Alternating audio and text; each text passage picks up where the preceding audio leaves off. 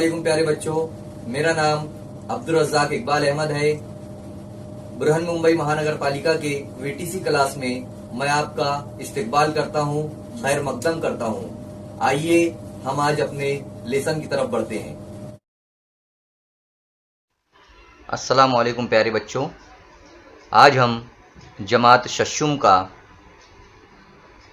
मज़मून तारीख़ का छठा सबक जनपद और महाजनपद, इस सबक के बारे में मालूमात हासिल करेंगे। आइए हम अपने सबक की तरफ बढ़ते हैं।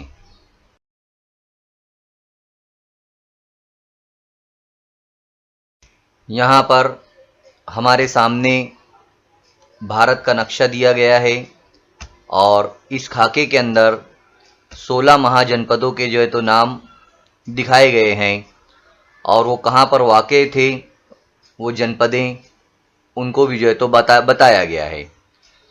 तो ये जो महाजनपद है उनके कुछ नाम हैं यहाँ पर, 16 नाम, जैसे कोसल, देखिए यहाँ पर कोसल है, वत्स है, काशी, चेदी, अवंती, अशमक, और ऊपर अगर हम लोग देखेंगे तो एक कंधार है इस तरफ। इसके अलावा कंबोज और पांचाल, मल, वर्जी, अंग, मगध, काशी, तो ये तमाम जितनी भी यहाँ पर महाजनपदें हैं उनको जो है तो यहाँ पर बताया गया है, उनके नाम जो है तो दिए गए हैं। आइए अब हम इसको तफसील से जो है तो आगे देखते हैं। सबसे पहले हम यहाँ पर देखेंगे जनपद के बारे में कि जनपद जो है किसे कहते हैं, और उसके बाद हम देखेंगे महाजनपदों के बारे में। तो यहाँ पर हमें सबसे पहले कब्ल मसीह का मतलब को समझना है। यहाँ पर दिया हुआ है तकरीबन 1000 कब्ल मसीह से 600 कब्ल मसीह का ज़माना तस्लीम किया जाता है। इस ज़माने में जनपदें वजूद में आईं। ये जनपदें छोटी छोटी रियासतें थीं। तो हमें सबसे पहले कब्ल मसीह का मतलब समझना है। अभी जो हम सालों में जो सन का इस्तेमाल होता है वो सन ईसवी कहलाता है ना। और ये ईसा अलैहिस्सलाम की पैदाइश के दिन से जो है तो साल का शुरुआत हुई थी। वहाँ से जो है तो ईसवी का जो सन है उसको स्टार्ट किया गया था। आज 2021 साल चल रहे हैं, यानी 2021वां साल जो है तो स्टार्ट है, यानी ईसा अलैहिस्सलाम की पैदाइश से उस दिन को पकड़ा गया है और 2021 साल लगभग होने पर आए हैं। तो ईसा अलैहिस्सलाम से पहले का जो ज़माना है वो कब्ल मसीह उसे कहा जाता है। मसीह जो लफ्ज़ है वो ईसा से लिया गया है। तो मसीह तो समझ गए आप लोग, कब्ल मसीह यानी उनकी पैदाइश से पहले का ज़माना। तो ईसवी साल शुरू होने से पहले जो कब्ल मसीह का दौर था, यानी 600 और 1000 साल के जो बीच का दरमियान का जो वक्फा था, उसका जो वक्त था, उस वक्त में उन 400 सालों के दरमियान जनपदें वजूद में आई थी। अब जनपद है क्या? जनपद यानी कि इलाके, है ना। बड़ी बड़ी जो छोटी छोटी पहले रियासतें वजूद में आई, यानी छोटे छोटे हिस्से रियासतें वजूद में आए, वहाँ पर आबादी हुई, वहाँ पर कुछ लोगों ने हुकूमतें किए। तो ये है छोटी छोटी रियासतें यानी कि जनपदें, और बड़ी रियासतें यानी कि महाजनपदें। जनपद का मतलब हो गया, समझ लो यहाँ पर इलाका या तो रियासत। ये बात समझ में आ गई होगी अभी आप लोगों को। अब जनपद के मुअम्मर अफराद, मुअम्मर यानी बुजुर्ग अफराद जिनकी उम्र ज़्यादा हो गई है, जनपद के मुअम्मर अफराद की गण परिषद हुआ करती थी। एक गण परिषद हुआ करती थी, यानी उन लोगों की एक कमेटी हुआ करती थी जो मिलकर वहाँ पर वो लोग कुछ फैसले किया करते थे। गण परिषद के अराकीन इज्तिमाई तौर पर बहस करके उमूर हुकूमत से मुताल्लिक फ़ैसले किया करते थे, यानी हुकूमत को किस तरीके से चलाना है ये फ़ैसले वो लोग किया करते थे। इस तरह के बहस व मुबाहिसे जहाँ होते, इसे जलसाएगाह को, उस जलसाएगाह को संथागार कहा जाता था। ये भी आप लोगों को याद रखना है कि उसे जो है तो संथागार कहा जाता था, जहाँ पर मोअम्मर अफराद मिलकर यानी बुजुर्ग अफराद मिलकर हुकूमत को किस तरीके से चलाना है इस बात के जहाँ पर फैसले किए जाते थे, उसे संथागार कहा जाता था। आप लोगों के सामने यहाँ पर बहुत सारी जो है तो जनपदें जो है तो दी गई है और साथ ही साथ बर्र सगीर हिंद भी बताया गया है। बर्र सगीर हिंद किसे कहते हैं? बर्र सगीर हिंद आप लोग देख सकते हैं। बर्र सगीर हिंद के अंदर पाकिस्तान, अफगानिस्तान, नेपाल, भूटान, बांग्लादेश, म्यांमार, श्रीलंका, ये तमाम इलाकों को मिलाकर जो है तो बर्र सगीर कहा जाता है। तो बर्र सगीर हिंद के अंदर ये तमाम चीज़ें आती है। साथ ही साथ अफगानिस्तान से मशरिक में बिहार है ना, आप लोग बिहार भी जो है तो देख सकते हैं। यहाँ पर बिहार की तस्वीर है, बिहार दिखाया गया है। बंगाल और उड़ीसा तक का जो इलाका था और जुनूब में महाराष्ट्र तक ये जनपदें फैली हुई थी, है ना। ये जनपदें जो है तो यहाँ तक फैली हुई थी। इसी तरह महाराष्ट्र का कुछ हिस्सा उस वक्त के अशमक नामी जनपद में जो है तो आता था। महाराष्ट्र जैसा कि हमारी रियासत है तो उसका हिस्सा जो है तो यहाँ पर आता था, अशमक जनपद में जो है तो आता था। इसी तरह पाली और अर्धमागधी अदब में इन जनपदों के नाम जो है तो पाए जाते हैं। यूनानी तारीख नवीसों जो तारीख लिखते थे, यूनान से जो आए थे और जो तारीख लिखा करते थे, उनकी तहरीरों में यानी उनकी तहरीर जो लोग लिखा करते थे उसमें भी जो है तो इन जनपदों के बारे में और यहाँ के बादशाह लोगों के बारे में, यहाँ पर जो जमहूरियत चलती थी इनके बारे में, और जो गण परिषद में अभी आप लोगों को बताया, इन तमाम के बारे में मालूमात जो है तो हमें मिलती है। इतना जो है तो आप लोगों को याद रखना है कि गण परिषद किसे कहते हैं और कहाँ कहाँ पर कौन कौन से महाजनपदें वाक़े हैं। अब हम यहाँ पर महाजनपदों के बारे में देखेंगे कि महाजनपदें कौन सी थी, है ना। तो यहाँ पर हमारे सामने 4 महाजनपदों के नाम दिए गए हैं। एक है कौशल, वत्स, अवंती और मगध। तो ये 4 जनपदें हमारे सामने दी गई है। कौशल के अंदर यहाँ पर बताया गया है महाजनपद, कौशल महाजनपद हिमालय के दामन में नेपाल और उत्तर प्रदेश में फैली हुई थी। शरावस्ती, कुशावस्ती और साकेत इस रियासत के मशहूर शहर थे। आप लोग जैसा कि नक्शे में देख सकते हैं। इसी तरह शरावस्ती कौशल महाजनपद की राजधानी थी। गौतम बुद्ध शरावस्ती की मशहूर खानका विहार जैतवन में तवील अरसे तक क़याम पजीर थे। कौशल का राजा परसेनजीत वर्धमान महावीर और गौतम बुद्ध का हम असर था, है ना। कौशल का जो राजा था परसेनजीत, वो वर्धमान महावीर और गौतम बुद्ध का हम असर था, यानी उनका मानने वाला था। कौशल की रियासत मगध में जम हो गई। जैसा कि आप लोगों को जो है तो मगध रियासत यहाँ पर दिखाई दे रही है, तो जो कौशल की रियासत थी वो मगध में जम हो गई, यानी कि मिल गई और दोनों मिलकर एक हो गए। दूसरा अब हम देखेंगे यहाँ पर वत्स। वत्स जो है महाजनपद उत्तर प्रदेश में प्रयाग यानी इलाहाबाद के आसपास का इलाके में फैली हुई थी। आप लोग जो है तो यहाँ पर देख सकते हैं उत्तर प्रदेश का जो है तो इलाका भी जो है तो नज़र आ रहा है। पुराने ज़माने का कौशंबी ही कोसम कहलाता है ना। पुराने ज़माने में जो कौशंबी था इलाका वो कोसम कहलाता है। ये एक अहम तिजारती मरकज़ था, यानी यहाँ से तिजारत की जाती थी, सामान को बेचा खरीद फरोख्त उसकी होती थी। कौशंबी के 3 बेहद रईस ताजिरों ने गौतम बुद्ध और उनके पैरोकारों के लिए 3 विहारें तामीर करवाई थी, है ना। जो वहाँ के रईस लोग थे, अमीर लोग थे, उन्होंने जो है तो गौतम बुद्ध और उनके पैरोकारों यानी उनके मानने वालों के लिए जो है तो विहारें तामीर करवाई थी। कौशंबी का जो राजा था उद्दैन गौतम बुद्ध का हम असर था, है ना। कौशंबी का जो राजा था वो गौतम बुद्ध का हम असर था, गौतम बुद्ध को मानने वाला था। उद्दैन राजा के बाद वत्स महाजनपद का आज़ादाना वजूद ज़्यादा अरसे तक कायम नहीं रह सका। उसे अवंती महाजनपद के राजा ने फतेह करके अपने उसके अंदर मिला लिया। ये बात बताई गई है यहाँ पर। इसी तरह अब तीसरा जो महाजनपद है वो है अवंती। कदीम महाजनपद अवंती मध्य प्रदेश के इलाके मालवा में थी। जैसा कि आप लोग यहाँ पर देख सकते हैं, अवंती ये पहले मालवा में थी। शहर उज्जैनी, उज्जैन अवंती की राजधानी थी, है ना। शहर उज्जैनी, पहले इसका नाम उज्जैनी था, फिर ये उज्जैन बना। ये अवंती की राजधानी थी। अवंती ये महाजनपद है, एक बड़ी रियासत है, तो हर रियासत की राजधानी होती थी। इसी तरह जो है तो अवंती की राजधानी उज्जैन था। उज्जैनी एक अहम तजारती मरकज़ था, जिस तरह से कौशाम्बी एक तजारती मरकज़ था वत्स रियासत का, इसी तरह अवंती रियासत का जो है तो अवंती उज्जैनी जो है तो तजारती मरकज़ था।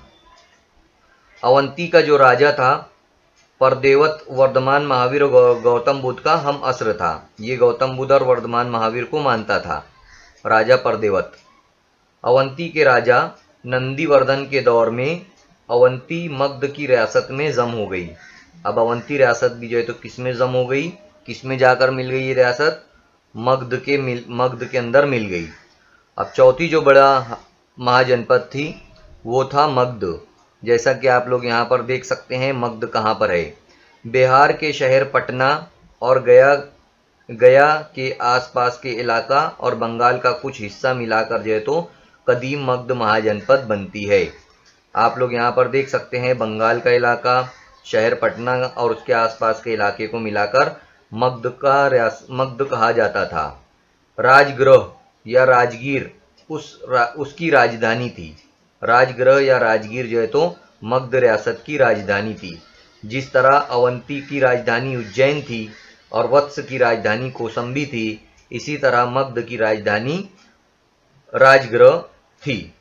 माहिर तामीरात यानी तामीर करने वाला जो माहिर था, महागोविंद ने बिम्बसार का शाही महल तामीर किया था। बिम्बसार जो है तो राजा था वहाँ का, तो उसका जो शाही महल था वो उन्होंने तामीर किया था। बिम्बसार के दरबार में जेवक नामी एक मशहूर तबीब था। जेवक नामी एक मशहूर तबीब था, यानी वो दवा गोलियां जो बनाता है, हकीम हम जिसे कहते हैं, जिसे तमाम बीमारियों की जानकारी होती है, वो जो है तो वहाँ का उनके दरबार में था, बिम्बसार के दरबार में। बिम्बसार जो है तो एक राजा था। आगे उसके बारे में तस्वीर मैं आप लोगों को बताऊंगा। बिम्बसार ने गौतम बुद्ध की शागिर्दी इख्तियार की थी, है ना। बिम्बसार भी जो है तो गौतम बुद्ध से तालीम हासिल करता था, उनका शागिर्द था वो। तो ये तमाम चीज़ें जो है तो यहाँ पर महाजनपदों के बारे में बताया गया है।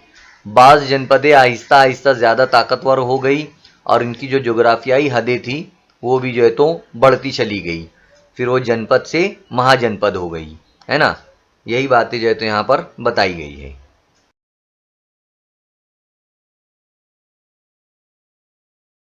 अब हम यहाँ पर देखेंगे मगध रियासत का उरूज, है ना। उरूज का मतलब होता है बढ़ना, है ना। तो मगध रियासत जो है तो जब बढ़ रही थी उसके वक्त की बात देखेंगे हम लोग यहाँ पर। बिम्बसार के बेटे अजात शत्रु ने भी रियासत मगध की तौसी का बेड़ा उठाया। यहाँ पर आप लोग जो है अजात शत्रु की तस्वीर देख सकते हैं, यह है अजात शत्रु की तस्वीर। उसने मशरिक के कई जमहूरी रियासतों को फतेह किया। मशरिक की जमहूरी रियासतें आप लोग नक्शे में देख सकते हैं, मशरिक जो है तो इस तरफ आता है। तो यहाँ की जो रियासतें थी उन्हें फतेह कर लिया उसने बुद्ध मज़हब कबूल कर लिया था। और गौतम बुद्ध के महापरिनिर्वाण इंतकाल के बाद अजात शत्रु के दौर में राजगृह के मुकाम पर बुद्ध मज़हब की पहली संगति यानी कॉन्फ्रेंस मुनक्किद हुई, है ना। उसने बुद्ध मज़हब कबूल किया था और गौतम बुद्ध के महापरिनिर्वाण यानी इंतकाल के बाद अजात शत्रु के दौर में राजगृह के मुकाम पर बुद्ध मज़हब की पहली संगति यानी कॉन्फ्रेंस मुनक्किद हुई थी। आप लोग यहाँ पर गौतम बुद्ध की तस्वीर भी जो है तो देख सकते हैं। अब अजात शत्रु के अहद में मगध की नई राजधानी पाटलीगिराम की बुनियाद डाली गई। पाटलीगिराम की बुनियाद डाली गई। आगे चलकर वो पाटलिपुत्र के नाम से मशहूर हुई। पाटलिपुत्र मौजूदा शहर पटना के अतराफ में होना चाहिए। आज पाटलिपुत्र बिहार की राजधानी है, यानी उसका नया नाम पटना है। है ना। अजात शत्रु के बाद मगध के जो राजा हो गुजरे हैं, इनमें शिशुनाग अहम राजा था। इसने अवंती, कौशल, वत्स रियासतों को मगध में शामिल किया। जैसा कि अभी मैं इससे पहले आप लोगों को बताया, जो 4 महाजनपदें थी, बाद में जो है तो वो मगध में मिल गई थी 3। तो वही यहाँ पर बताया गया है। शुमाली हिंद का तकरीबन सारा इलाका मगध के ज़ेर इक़्तिदार आ गया। इस तरह मगध रियासत ने तश्कील पाई, यानी मगध रियासत जो है तो बढ़ गई। यहाँ पर आप लोग जो है तो पाटलिपुत्र का जो बताया गया है वो तस्वीर भी दी गई है। यहाँ पर राजगृह का मुकाम भी बताया गया है। गौतम बुद्ध की तस्वीर है, अजात शत्रु की भी तस्वीर दिखाई गई है। इस तरह से आप लोगों को ये सब याद रखना है कि अजात शत्रु के अहद में मगध की नई राजधानी पाटलिगिराम की बुनियाद डाली गई, जो आज पाटलिपुत्र के नाम से मशहूर है। इसी तरह बिम्बसार का जो बेटा है वो अजात शत्रु था, वो भी जो है तो गौतम बुद्ध को मानता था। ये तमाम बातें आप लोगों को ज़हन में रखना है। अब हम यहाँ पर देखेंगे रियासत मगध के नंद राजा, है ना। मगध जो रियासत बनी थी, जो बहुत बड़ी रियासत थी, बहुत बड़ी महाजनपद थी, तो उसका जो राजा था उनका नाम था नंद राजा। आप लोग जो है तो नंद राजा के बारे में अब मालूमात हासिल करेंगे हम लोग। 364 कब्ल मसीह से 324 कब्ल मसीह, है ना। कब्ल मसीह का आप लोगों को मैं मतलब समझा चुका हूँ। उस अरसे में मगध रियासत पर नंद राजाओं का इक़्तिदार था, यानी हुकूमत थी। नंद खानदान के जो राजा थे उनकी हुकूमत थी। नंद राजाओं ने ऐसी बड़ी रियासत चलाने के लिए माकूल निज़ाम हुकूमत कायम किया था, यानी एक बेहतरीन निज़ाम हुकूमत कायम किया था उन्होंने। उनके पास प्यादा फ़ौज थी, घुड़सवार फ़ौज, रथ सवार फ़ौज और हाथी सवार, ऐसी 4 किस्मों की फ़ौज थी। जो पैदल चलते थे, पैदल फ़ौज, रथ पर चलने वाले फ़ौज थे, घोड़े पर चलने वाली फ़ौज थी, और हाथियों पर चलने वाली फ़ौज भी जो है तो उनके पास थी। तो इस तरीके से उन्होंने बहुत बड़ी जो है तो हुकूमत जो है तो संभाला। उन्होंने औज़ान की पैमाइश का मेयारी तरीका भी कायम किया, यानी वज़न को, नापतोल को किस तरीके से बेहतर तरीके से नापा जाए, उसके लिए जो है तो उन्होंने नए नए तरीके भी निकाले। धनानंद नंद खानदान का आखिरी राजा था। आप लोग तस्वीर में देख सकते हैं, धनानंद की तस्वीर यहाँ पर आप लोगों को दिखाई गई है। धनानंद जो है वो नंद खानदान का आखिरी राजा था। इसके बाद जो है तो नंद खानदान ख़त्म हो गई, नंद हुकूमत ख़त्म हो गई थी। और धनानंद के दौर में मगध रियासत की तौसी मगरिब में पंजाब तक हो चुकी थी। धनानंद के अहद में, उनके ज़माने में एक नौजवान जिसका नाम था चंद्रगुप्त मौर्य, उन्होंने पाटलिपुत्र को यानी पटना को फतेह करके नंद खानदान का खात्मा कर दिया। आप लोग जो है तो चंद्रगुप्त मौर्य की तस्वीर भी जो है तो देख सकते हैं। इन्होंने जो है तो जो नंद खानदान था, जो नंद हुकूमत थी, उसे ख़त्म कर दिया और मौर्य हुकूमत की जो है तो बुनियाद उन्होंने डाली। आगे के सबक में हम देख लेंगे मौर्य हुकूमत के बारे में तफसील से। तो आप लोग इतना यहाँ पर समझो कि नंद खानदान का आखिरी राजा धनानंद था और चंद्रगुप्त मौर्य ने उनके अहद का खात्मा किया और मौर्य सल्तनत की जो है तो बुनियाद डाली। ये बताया गया है यहाँ पर।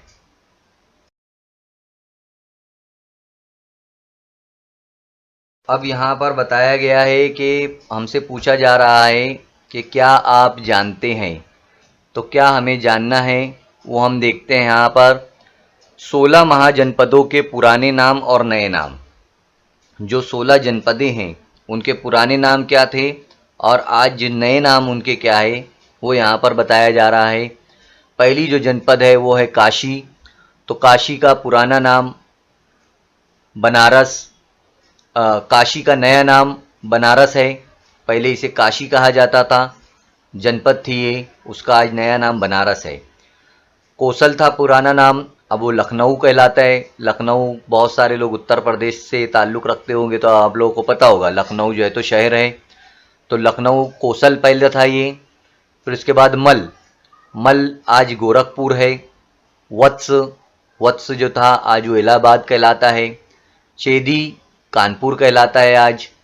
कर्रू दिल्ली, दिल्ली का पहला कर्रू कहते थे दिल्ली को। पांचाल, पांचाल का नाम रोहिलखंड है आज। मत्सिया, पुराना नाम मत्सिया, आज उसे जयपुर कहा जाता है, राजस्थान में है। इसी तरह शोरसीन, मथुरा है आज उसका नाम। अशमक, अशमक का नाम, पुराना नाम अशमक था, आज नया नाम औरंगाबाद है, महाराष्ट्र में है, ये हमारी रियासत में है। इसी तरह 11वां जो महाजनपद थी अवंती, आज उसका नाम उज्जैन है। 12वां अंग, अंग का आज नाम है चंपा, मशरकी बिहार का जो इलाका है। इसी तरह 13वां नंबर है मगध, मगध को आज जुनूबी भारत, जुनूबी बिहार में जो है तो मगध है। 14वां है विरजी, विरजी जो है तो शुमाली बिहार का इलाका है आज। गांधार पेशावर है, आज उसका नाम कंबोज, कंधार के करीब का जो है तो इलाका कंबोज है।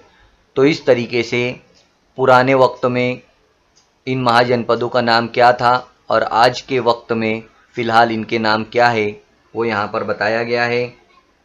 इस तरीके से यहाँ पर हमारा ये जो सबक था जनपद और महाजनपद, ये सबक नंबर 6 हमारा यहाँ पर ख़त्म होता है। और इसमें तमाम बातें जो है तो बताई गई है कि जनपद किसे कहते हैं, महाजनपद किसे कहते हैं। 4 महाजनपदों के नाम बताए गए हैं, कोसल, वत्स, अवंती, मगध, फिर वो कहाँ पर वाक़ है, ये तमाम बातें जो है तो बताई गई है। आप लोग जो है तो इसको और एक मर्तबा वीडियो को अच्छी तरीके से देखकर इसकी मश्क कर सकते हैं और अपने उस्ताद से भी रब्ता कायम करके और अच्छी तरीके से समझने की कोशिश कर सकते हैं। इसकी मश्क में सवालात के जवाबात है, एक जुमले में जवाब है, बताइए तो भला है, सरगर्मियाँ दी गई है। ये तमाम चीज़ें आप लोगों को किताब में देखकर करना है। उम्मीद करता हूँ मैं कि आप लोगों को ये सबक अच्छी तरीके से समझ में आ गया होगा। इंशाअल्लाह ताला नेक्स्ट वीडियो में हम फिर मिलेंगे। अल्लाह हाफिज़।